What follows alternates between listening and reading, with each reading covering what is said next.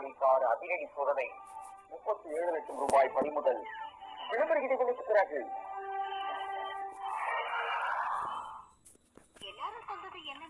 ஐயா, தமிழ்நாட்டில் இந்த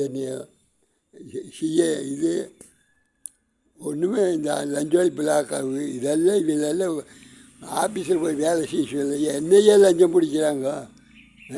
லஞ்சம் பிளாக்காவும் சிபி புழக்க நாய் கழகமும் எத்தனை பேர்த்த தண்டனை விட்டுருக்குறாங்க.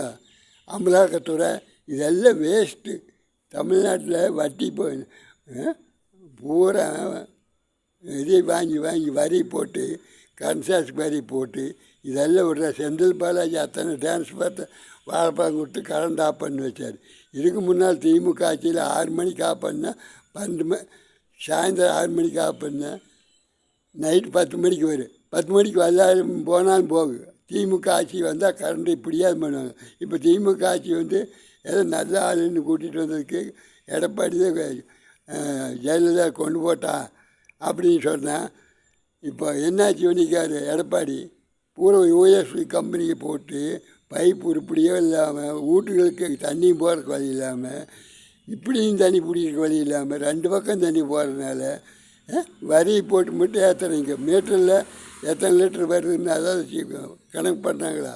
இப்போ புதிய அரசாங்கம் அதுனா கொஞ்சம் தொடர்ந்து பாருங்கப்பா. தண்ணி தானே அவசியம். வெட்டியில் மழை பெய்யுது, அணையில் காமராஜர் கட்டி கூட்டிட்டு போனார். எல்லாம் பண்ணார். அது உபயோகம் தெரியாமல் அக்கா இப்போ தைரியத்தையும் பெற்று ஆடி தெரியுங்க.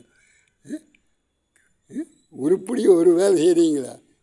வேலை செய்கிறாலையும் கெடுத்து போடுறீங்க ஐயா. ஏதோ ஒரு கோளாறு பண்ணி அங்கே போனேன் இங்கே போனேன்னு அதுக்குன்னு ஒரு கும்புக்கு திமுகவும் அண்ணா திமுகவும் தமிழ்நாட்டுக்கு போடுறீங்க ஐயா.